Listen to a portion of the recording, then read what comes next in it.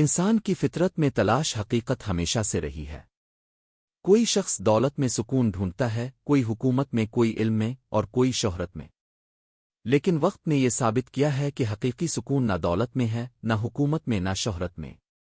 اصل سکون صرف اور صرف اللہ کی یاد میں ہے۔ قرآن مجید میں صاف ارشاد ہے، اللہ بذکر اللہ تطمع القلوب، یعنی سن لو، اللہ کے ذکر ہی سے دلوں کو سکون ملتا ہے۔ یہی وہ پیغام ہے جسے صوفیہ کرام نے اپنی زندگی کا نصب لین بنایا۔ انہوں نے دنیا کی رنگینیوں سے منہ موڑ کر دلوں کو اللہ کی محبت سے جوڑنے کی جدوجہد کی۔ تصوف کا مقصد، تصوف کا اصل مقصد صرف اللہ تعالیٰ کی رضا حاصل کرنا ہے۔ یہ راستہ ہمیں یہ سکھاتا ہے کہ انسان اپنے دل کو صاف کرے، اپنی نیت درست کرے اور اپنے اعمال کو خالص اللہ کے لیے کرے۔ صوفیہ کے نزدیک دولت کی حیثیت عارضی ہے، مگر دل کی پاکیزگی اصل خزانہ ہے۔ بادشاہت کی حقیقت وقتی ہے، مگر اللہ کی بندگی ہمیشہ باقی ہے۔ انسان کے دل میں جب تک تکبر، لالچ، کینہ اور نفرت ہو، اس وقت تک وہ اللہ کی محبت کا مزہ نہیں چکھ سکتا۔ تصوف کا آغاز اور ابتدائی بزرگ، اسلام کے ابتدائی دور میں ہی ایسے اللہ والے پیدا ہوئے جنہوں نے دنیاوی عیش و عشرت کو چھوڑ کر سادہ زندگی اختیار کی۔ یہ لوگ راتوں کو جاگ کر عبادت کرتے، دن کو روزے رکھتے اور ہر وقت اللہ کی یاد میں رہتے۔ انہی کو بعد میں صوفی کہا گیا۔ حضرت حسن بصری رحمت اللہ علیہ اب کا شمار تابعین میں ہوتا ہے۔ اپنے کئی صحابہ کرام کی صحبت اختیار کی۔ اب کے اقوال آج بھی دلوں کو زندہ کرتے ہیں۔ اب فرماتے، دنیا ایک پل ہے، اسے پار کر جانا ہے، اس پر محل بنانے والا بے وقوف ہے۔ ایک بار کسی نے پوچھا، ایمان کیا ہے؟ آپ نے جواب دیا، ایمان یہ ہے کہ تم اللہ کو ہر وقت اپنے قریب محسوس کرو۔ حضرت حسن بصری نے اپنے دور میں حکمرانوں کو نصیحت کی، عوام کو تقوی سکھایا اور لوگوں کو دنیا کی حقیقت سے آگاہ کیا۔ حضرت رابعہ بصری رحمت اللہ علیہا آپ کی شخصیت عورتوں کے لیے ہی نہیں بلکہ مردوں کے لیے بھی مشرہ ہے۔ آپ کی دعائیں اور اقوال آج بھی تصوف کے اصل فلسفے کی نمائندگی کرتے ہیں۔ ایک بار لوگوں نے آپ سے پوچھا، آپ اللہ سے کیا مانگتی ہے؟ آپ نے جواب دیا، میں اللہ سے کچھ نہیں مانگتی۔ اگر میں جنت کے لالچ میں عبادت کروں تو یہ تجارت ہے، اگر میں جہنم کے خوف سے عبادت کروں تو یہ مجبوری ہے۔ میں تو صرف اس لیے عبادت کرتی ہوں کہ وہ میرا محبوب ہے اور میں اس کی بندی ہوں۔ یہ جذبہ تصوف کی روح ہے۔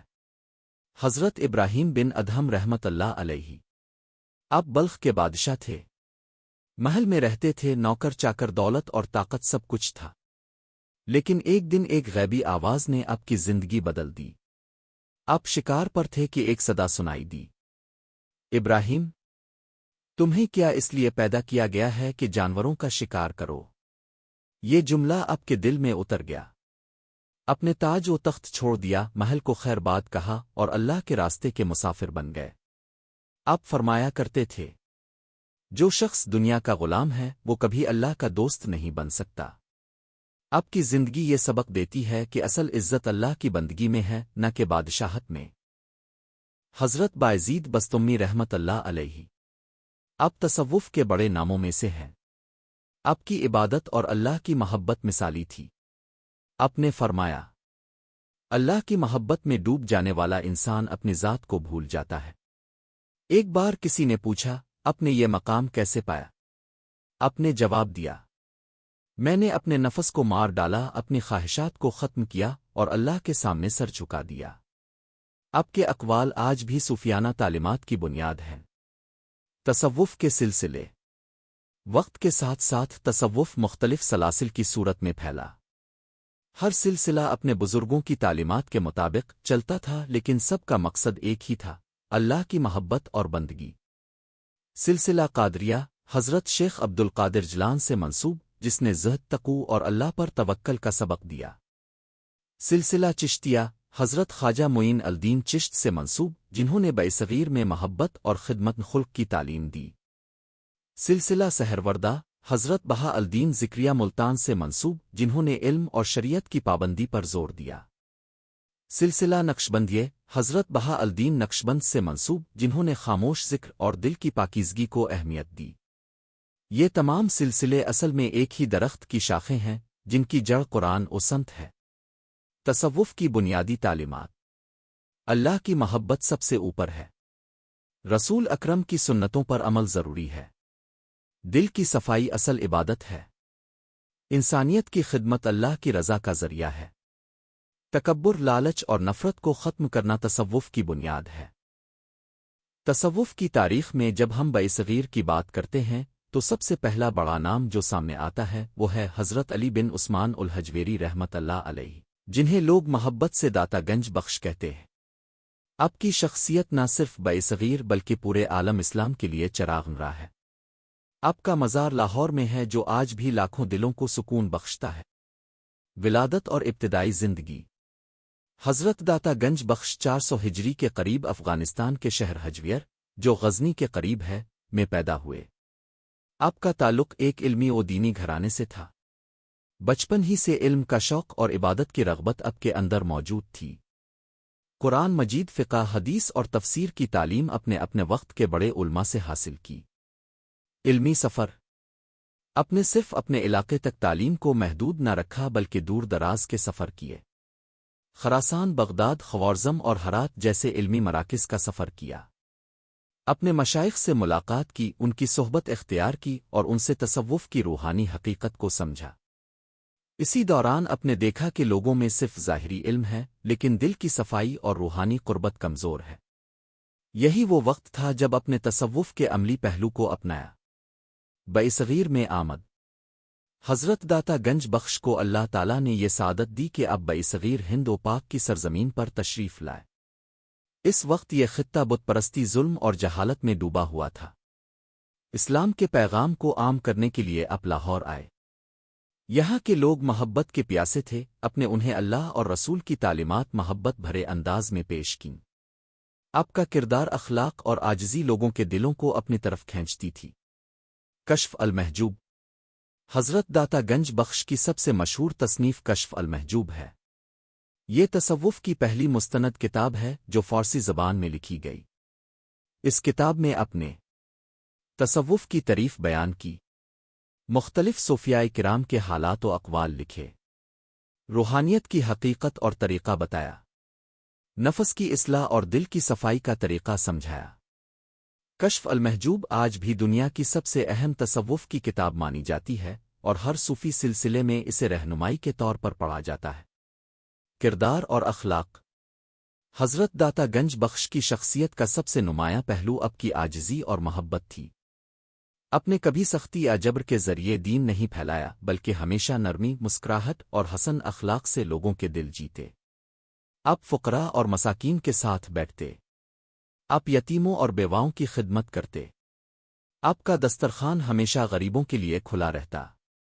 اسی لیے آپ کو او داتا کہا گیا کیونکہ آپ اللہ کے دیے ہوئے خزانوں کو بندوں میں تقسیم کرتے تھے۔ لاہور میں اثرات۔ جب آپ لاہور آئے تو یہاں کے لوگ طرح طرح کی رسومات میں الجھے ہوئے تھے۔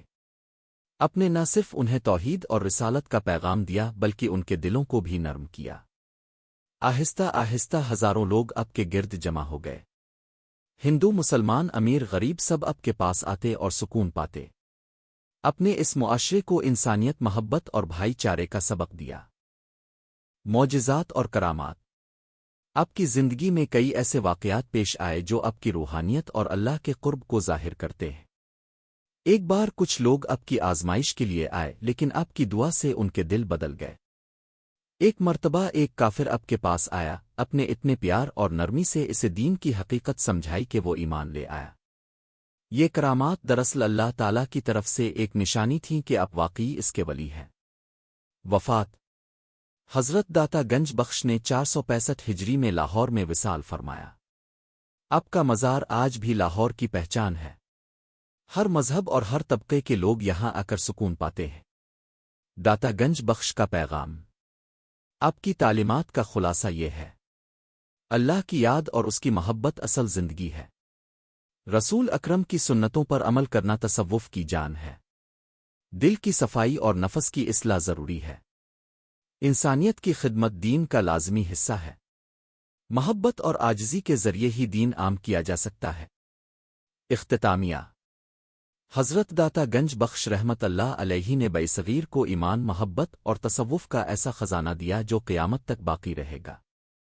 آپ کی کتاب کشف المحجوب، آپ کی کرامات اور آپ کی تعلیمات آج بھی لاکھوں دلوں کو اللہ کی طرف کھینچتی ہے۔ تصوف کی تاریخ میں اگر بصغیر کے سب سے زیادہ اثر انداز ہونے والے ولی کا نام لیا جائے تو وہ ہیں حضرت خواجہ معین الدین چشتی عجم، جنہیں دنیا وہ غریب نواز کے لقب سے یاد کرتی ہے۔ اپنی پوری زندگی خدمت، خلق، محبت، اثار اور انسانیت کے درس میں گزار دی۔ ہندوستان کی سرزمین پر اسلام کے چراغ کو روشن کرنے میں آپ کا کردار سب سے نمایاں ہے۔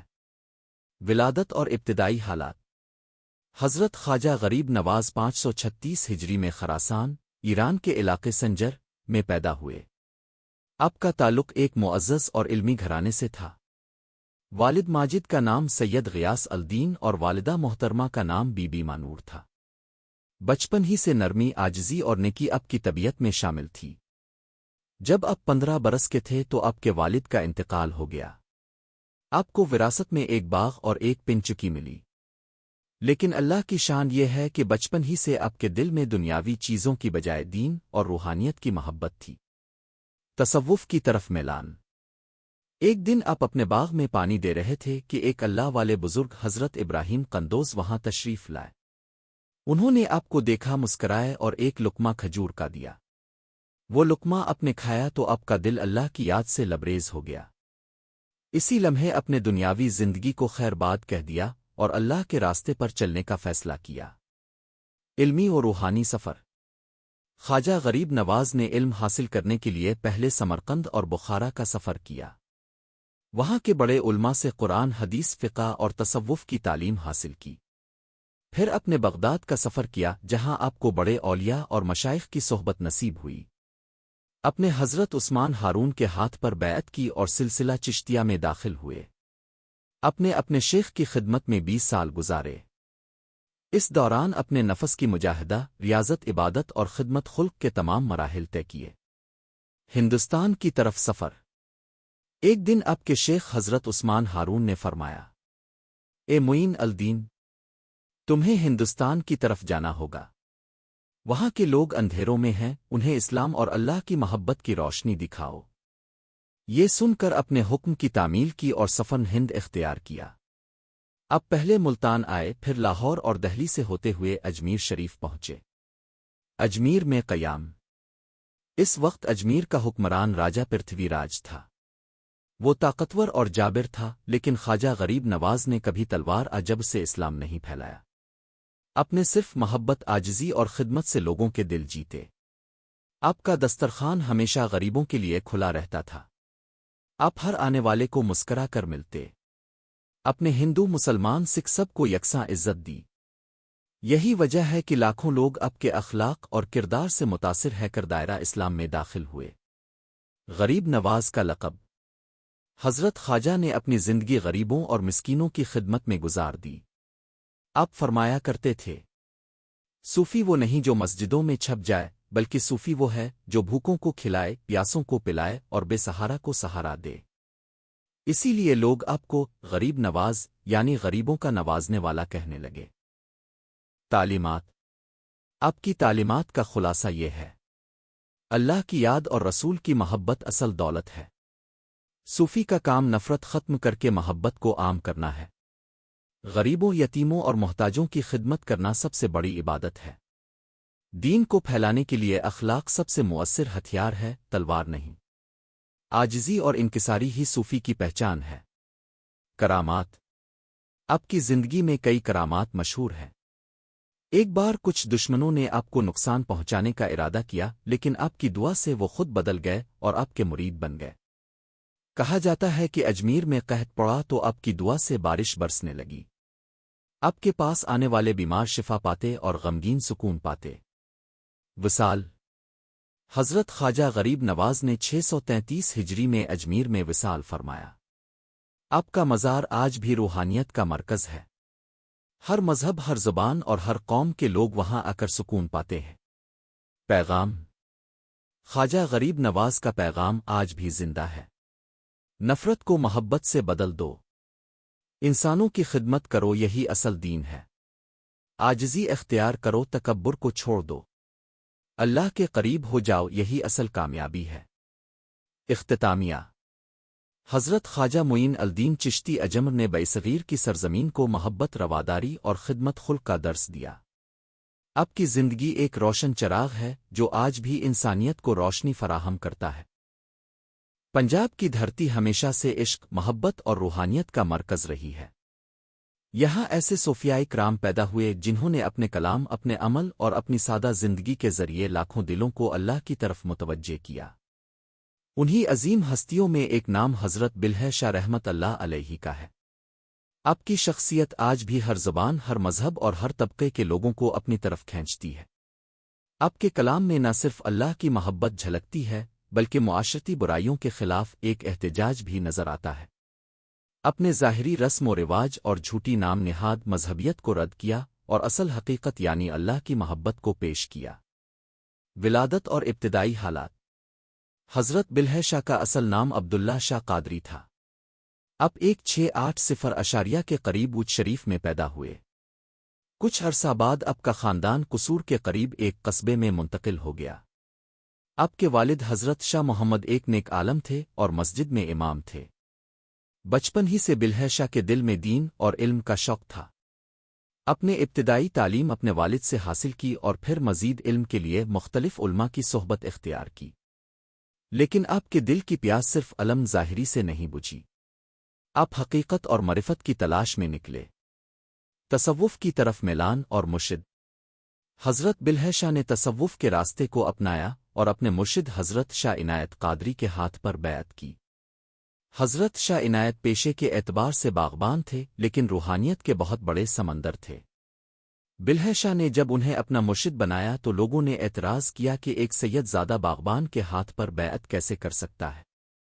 لیکن بلہے شاہ نے جواب دیا مرشد کی شان نسب آزاد سے نہیں ناپی جاتی مرشد وہ ہے جو دل کو اللہ کی طرف موڑ دے یہی وہ تعلق تھا جس نے بلہے شاہ کو عشق حقیقی کی راہ پر ڈال دیا شاعری اور کلام حضرت بلہے شاہ نے اپنے خیالات کو پنجابی شاعری کے ذریعے بیان کیا ان کا کلام سیدھا سادہ ہے لیکن اس میں اتنی گہرائی ہے کہ پڑھنے والا جھوم اٹھتا ہے اپنے فرمایا کہ اصل اسلام دل کی صفائی میں ہے نہ کہ رسم و رواج میں اپنے دنیاوی لالچ اور ریاکاری کو رد کیا اپنے کہا کہ انسان اگر اپنے دل کو پہچان لے تو وہی اللہ کو پہچان لیتا ہے بلہے شاہ کا کلام آج بھی قوال حضرات صوفی گائک اور عوام کے دلوں کو گرما دیتا ہے معاشرتی اصلاح اپنے دور کے معاشرتی مسائل کو بھی اپنے کلام میں موضوع بنایا اپنے دیکھا کہ لوگ ذات پات مذہب اور فرقہ واریت میں بٹے ہوئے ہیں اپنے ان سب کو رد کیا اور کہا انسان کو انسان سمجھو نہ کوئی چھوٹا ہے نہ بڑا اصل عظمت صرف اللہ کی قربت میں ہے بلہے شاہ اور عشق حقیقی آپ کی تعلیمات کا مرکزی نقطہ عشق حقیقی تھا آپ نے کہا کہ جو دل اللہ کی محبت سے خالی ہے وہ دل مردہ ہے آپ کی زندگی اس بات کی عملی مثال تھی ایک بار آپ نے فرمایا عشق وہ دریا ہے جس میں جو بھی اترا وہ اپنے آپ کو بھول گیا وہاں نہ ذات باقی رہتی ہے نہ نام صرف اللہ کی محبت باقی رہتی ہے بلہے شاہ اور مرشد کی محبت آپ اپنے مرشد حضرت شاہ عنایت سے بے پناہ محبت کرتے تھے مرشد کی محبت ہی آپ کے لیے عشق حقیقی کی سیڑھی بنی ایک بار مرشد نے آپ کو کچھ عرصہ کے لیے اپنی محفل سے الگ کر دیا اس جدائی نے آپ کو تڑپا دیا آپ گلیوں میں رقص کرتے اور گاتے پھرتے کہ بلے کی جانا میں کون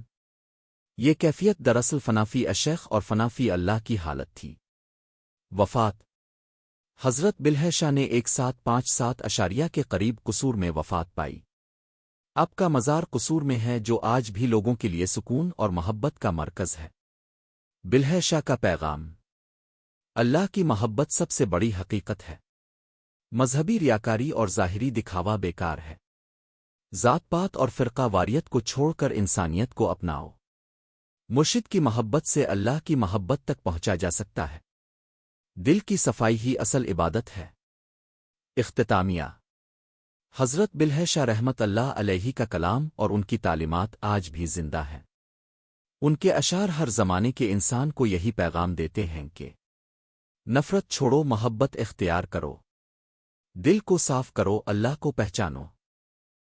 بیصغیر کی دھرتی ہمیشہ اولیاء اللہ کی جلوہ گا رہی ہے۔ یہاں ایسے اللہ والے پیدا ہوئے جنہوں نے اپنے کردار، کرامات اور خدمت خلق کے ذریعے لوگوں کے دلوں کو جیت لیا۔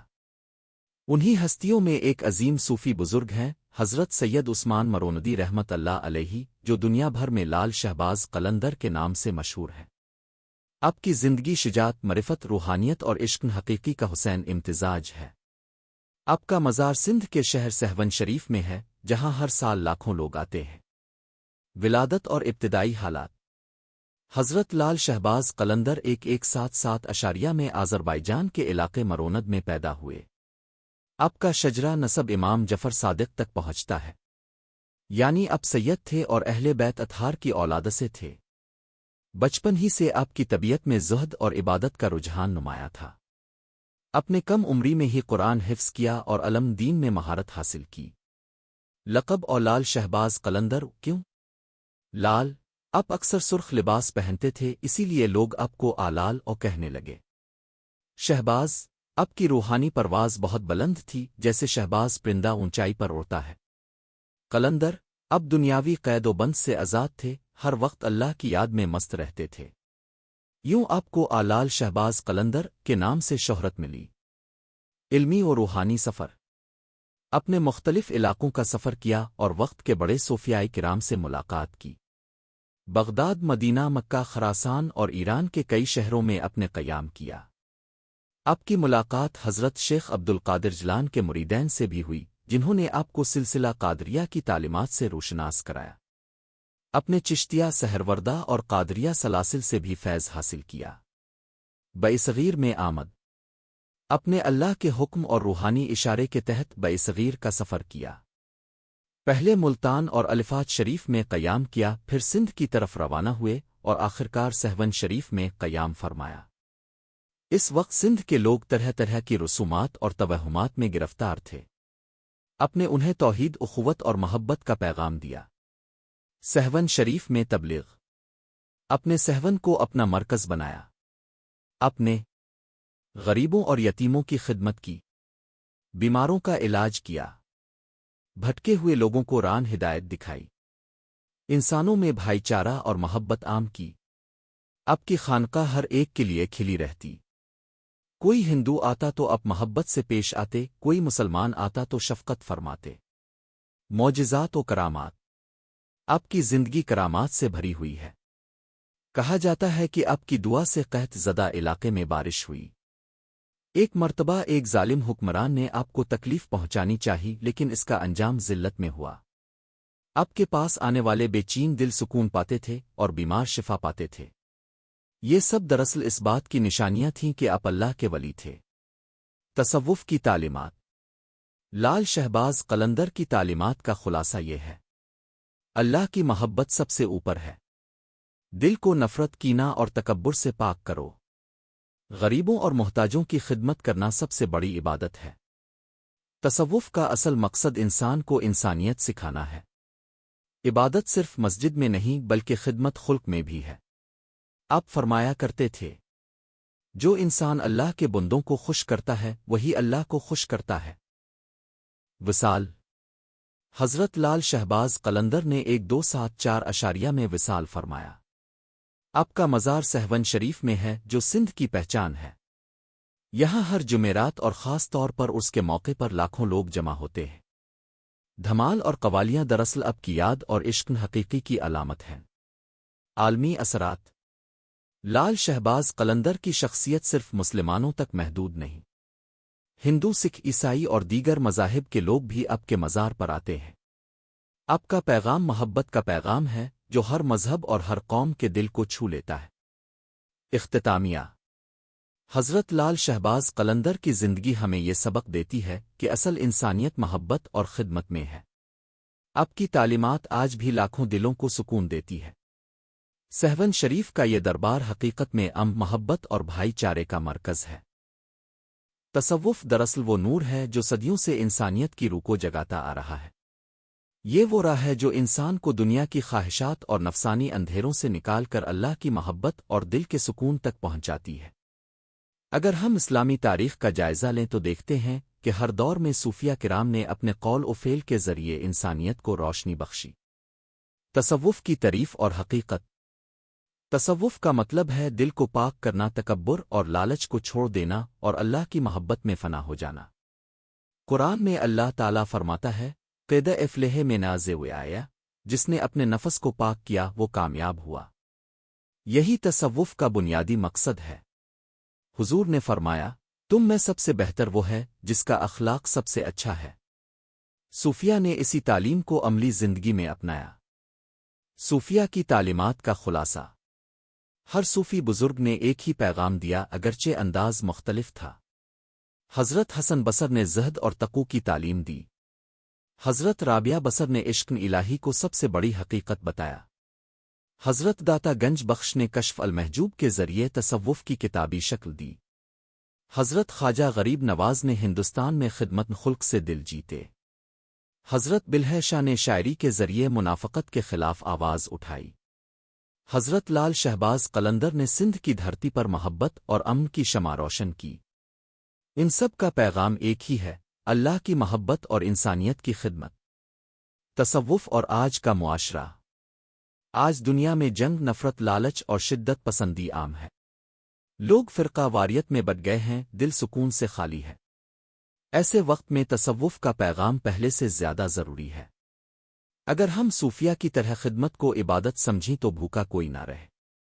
اگر ہم محبت کو اپنا شعار بنائیں تو نفرت ختم ہو جائے۔ اگر ہم دل کی صفائی کریں تو معاشرے میں امن قائم ہو جائے۔ صوفیہ کی محفلیں اور مزاروں کی حقیقت۔ صوفیہ کے مزارات صرف اینٹ اور پتھر نہیں بلکہ وہ روحانی مراکز ہیں جہاں انسان اپنے دل کی بے سکونی کو سکون میں بدلتا ہے۔ لاہور میں داتا دربار، اجمیر میں خواجہ غریب نواز کا مزار، قصور میں بلہے شاہ کا مزار، سہون میں لال شہباز قلندر کا مزار، یہ سب انسانیت کے لیے محبت کے مراکز ہیں۔ یہاں آنے والا ذات برادری یا مذہب کے فرق سے بالاتر ہو کر صرف انسان بنتا ہے۔ صوفیہ کا کلام اور ادب۔ صوفیہ نے صرف تقریر نہیں کی بلکہ اپنے کلام، اشعار اور نثر میں بھی پیغام دیا۔ بلہے شاہ کے اشعار دل کو جھنجھوڑ دیتے ہیں۔ شاہ لطیف بیٹا نے سندھ کی زبان میں محبت کی گنگا بہائی۔ مولانا روم نے مثنوی کے ذریعے پوری دنیا کو تصوف کی حقیقت سمجھائی۔ یہ کلام آج بھی زندہ ہے اور ہر دور میں نئی نسلوں کو متاثر کرتا ہے۔ صوفیہ کی تعلیمات کا عملی سبق۔ نماز صرف عبادت نہیں بلکہ دل کو اللہ سے جوڑنے کا ذریعہ ہے۔ روزہ صرف بھوک پیاس کا نام نہیں بلکہ نفس کی تربیت ہے۔ ذکر صرف فرض نہیں بلکہ غریبوں کے لیے سہارا ہے۔ محبت صرف لفظ نہیں بلکہ انسانیت کا سب سے بڑا عمل ہے۔ تصوف اور مستقبل۔ اگر انسانیت کو بچانا ہے تو صوفیہ کے راستے کو اپنانا ہوگا۔ جدید دنیا کی ترقی انسان کو سکون نہیں دے سکی لیکن تصوف کا پیغام ہر دل کو سکون دے سکتا ہے۔ تصوف سکھاتا ہے کہ ٹیکنالوجی کے دور میں بھی دل کو اللہ سے جوڑو۔ تصوف یاد دلاتا ہے کہ اصل کامیابی دولت نہیں بلکہ اللہ کی رضا ہے۔ تصوف یہ سمجھاتا ہے کہ نفرت سے کوئی نہیں جیتا، صرف محبت دل جیتتی ہے۔ اختتامی پیغام۔ تصوف کی روشنی قیامت تک باقی رہے گی۔ یہ چراغ کبھی بجھنے والا نہیں۔ صوفیہ کے دروازے ہمیشہ کھلے رہیں گے، ان کی تعلیمات ہمیشہ زندہ رہیں گی اور ان کا پیغام ہمیشہ انسانیت کو روشنی دیتا رہے گا۔ اصل کامیابی دولت، شہرت یا طاقت میں نہیں۔ اصل کامیابی صرف اللہ کی محبت اور مخلوق کی خدمت میں ہے۔ چینل کے لیے پیغام۔ مزید ایسی ویڈیوز دیکھنے کے لیے ہمارے چینل ہسٹری آف ورلڈ کو لائک، سبسکرائب اور کمنٹ ضرور کریں۔